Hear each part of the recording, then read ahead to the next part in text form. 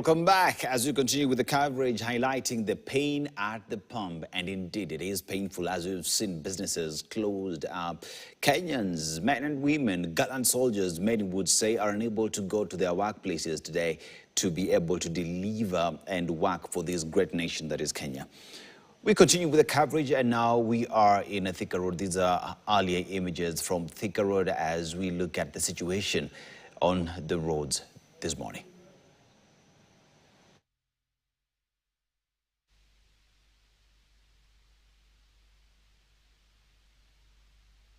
Along Thika Road earlier that were taken with security officers taking charge. As Ali Ketani had earlier told us, there is a cat and mouse kind of game where we see individuals who are out protesting, burning tires on the road. And on that as well, we just need to tell protesters that when you do that, you destroy the roads, and that as well comes to bite you further down at the line. We can do these demonstrations in a peaceful way, but that notwithstanding, those are early images as police officers went to ensure that roads are not blocked, as well as roads are not destroyed by the fire that have been lit on the roads.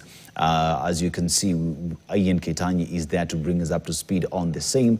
But as you can see, these are earlier images. Police officers have been deployed to ensure that even as the demonstrations and the slowdown in operations on our roads take place, that normal operations on the roads continue, that those who want to use the road, we have private motor vehicles, as well as Kenyans who are just walking to their places of work are able to use roads free from any violence or chaos that would be seen. But as we talk about that, then this is what the government of Kenya did immediately. Would be in April, that petroleum products, the VAT was reduced up from 16% to 13% before President William Ruto later then signed that act, that bill into an act to reduce the same from 16% to 8%. The government also used 6.2 billion shillings from the Petroleum Development Levy Fund to stabilize prices. That is way back in April. Now, as we talk about the situation, how did we find ourselves here now? In 2022, President William Ruto, through the Finance Bill of 2023, Finance Act of 2023, increased VAT fuel VAT from 8 to 16%, which as well saw the prices of fuel go up. Now, with that, the situation has continued to be able to control the same. President William Ruto got into a G2G agreement with the Saudi government that would see Kenya, in one or the other, be able to control the prices. But as we speak today, it seems as if the G2G Act is not bearing fruit as had been expected by Kenyans. Now, we talk about that the government earlier in 2023 in increasing the VAT from 8 to 16%, said that it needed to raise 50 billion shillings that would be used for road construction and debt management in the country. Let's now go to Ian Ketanyi. We will be coming back a little bit later to look at where we are today. And Ian Ketanyi joins us on phone from Thika Road to bring us up to speed on the situation as we speak in the morning right now. Good morning, Ian Ketanyi. Anything else changed along Thika Road? Well, thank you very much, Alceto. Nothing much has changed along Thika Road. The situation is, not so calm because there are incidents of, roads being barricaded, bonfires being lit in terms of, tires being lit by a section of youth who have turned out across various sections of, the Thika Road. Earlier on, we started at, the interchange at along this Thika Road before proceeding to Kasarani, where the issue of roads being barricaded and tires being banned was really evident. Police have been there trying to control the situation, neutralize the situation in terms of dispersing the crowds that have been coming up along the Thika Road and clearing the roads in terms of removing the stones that have been used to barricade the roads and putting off the fire that had been lit. But interestingly and unfortunately again, as you just continue along Thika Road towards Githurai, the situation was a bit totally different because on top of the fires being lit and roads being barricaded, there were a section of youth who were robbing, those who are using that particular road. Because remember, in as much as the public service vehicles are, down their tools, they have parked their vehicles, noting that they cannot continue, they cannot operate with the high cost of fuel at the moment. There are people using their personal cars to, go about their businesses across the city. But sadly, again, they cannot, just continue or go about their businesses because on your way to Githurai, there were a section of youth who barricaded that particular road and, robbing motorists who are using, personal means, even those on motorbikes. You either turn back and, ensure that you get to a safer place or proceed and, get robbed. We witnessed a situation where there was a cab that was attacked and, its doors opened and the passengers are robbed. So those are the sad scenes, earlier on today. And the police are here, not in large numbers per se, trying to control the situation.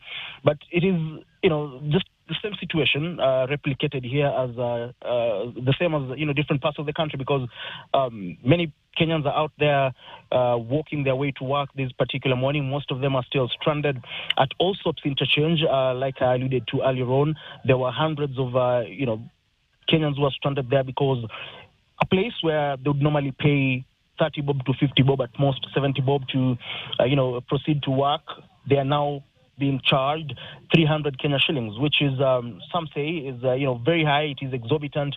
I spoke to a few individuals and they talked about them being working in the informal sector, and in a day they take home around 600 shillings, 700 shillings. So if they pay 300 shillings, to their work of place and another 300 back or from, then it means if they made 600, then they're left with nothing. If they made 700, they're only left with 100 bob, and some say they have to fend for their families.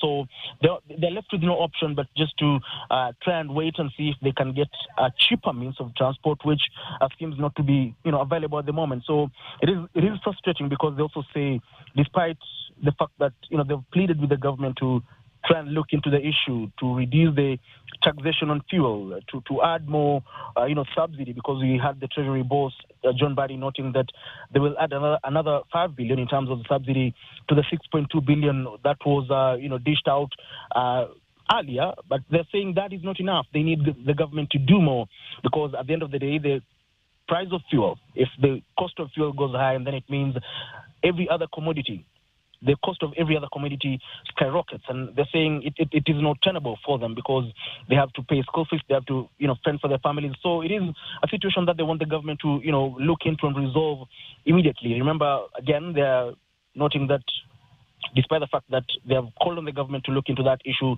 their plea seems to be falling on deaf ears. The president left for Azerbaijan. The CS for Energy maintains that they're doing all they can, regardless of the fact that Kenyans are decrying and saying that is not enough. He's also embroiled in a war of words with DCP leader, his treasury counterpart. He's also embroiled in a war of words with the Odinga family in regards to the succession politics at within ODM. So Kenyans are saying nobody's literally listening to their pleas. And again, one interesting thing is that we're waiting to see whether this particular strike by matatu operators or PSV vehicles will spill to tomorrow and probably through the week or not. Remember, the last time that we had this particular matatu strike, during the last review of the fuel prices by April, on April 14th last month, we saw matatus downing their tools, but later on in the evening the situation was a bit different.